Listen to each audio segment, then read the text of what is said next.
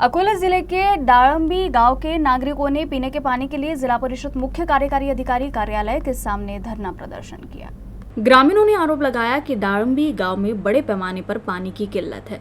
ग्रामीणों का कहना है कि डाळंबी गांव के नागरिकों को अपनी प्यास बुझाने के लिए पानी खरीदना पड़ रहा है। कुछ दिन पहले जल जीवन मिशन के तहत जलापूर्ति का काम पूरा हुआ था, लेकिन अब जलापूर्ति का काम ठप हो गया है, जिससे ग्रामीण पेयजल के लिए भटक रहे हैं।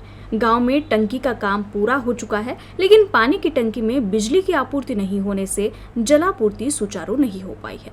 अंत में ग्रामीणों ने जिला परिषद मुख्य कार्यकारी अधिकारी के कार्यालय के सामने धरना प्रदर्शन किया। हातमजुरी करणारे लोक आहेत, 500 रुपयाचा टँकर त्यांना रोज घ्यावं लागतं आणि ते त्यांना परवडण्यासारखं नाही। पुन्हा 2 किलोमीटरच्या वर हायवेला क्रॉस करून पाणी घेऊन यावं लागतं। कितीतरी ऍक्सिडेंट तिथे झालेले आहेत, कितीतरी जीव गेलेले आहेत, परंतु आजही शासनाचं त्याकडे दुर्लक्ष आहे। त्यासाठी आज आम्ही जिल्हा परिषदेला शिवोंना भेटायला आलेलो आहोत। हे समस्त गावकरी मंडळी, माजी सरपंच, सर्वच गावकरी मंडळी इथे सामील झालेले आहेत। या आंदोलन म्हटलं तरी चालेल। आज आमची समस्या जर सुटली नाही, यांना जर पाणी मिळालं नाही, त्यानंतर आम्ही तीव्र आंदोलन छेडणार आहोत।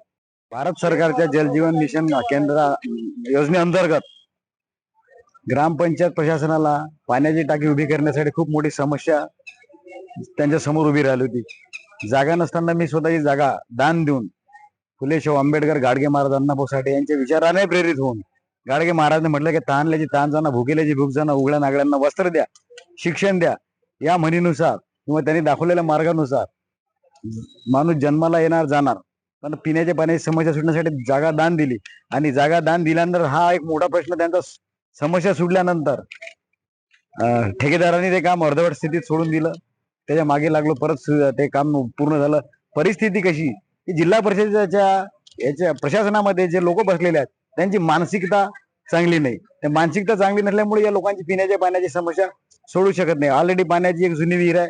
ग्रामसेवक, सरपंच यांना म्हटलं की बा टेम्पररी तरी ऍडजस्टमेंट करून द्या, तुमचा टेक्निकल प्रॉब्लेम जर असेल तर।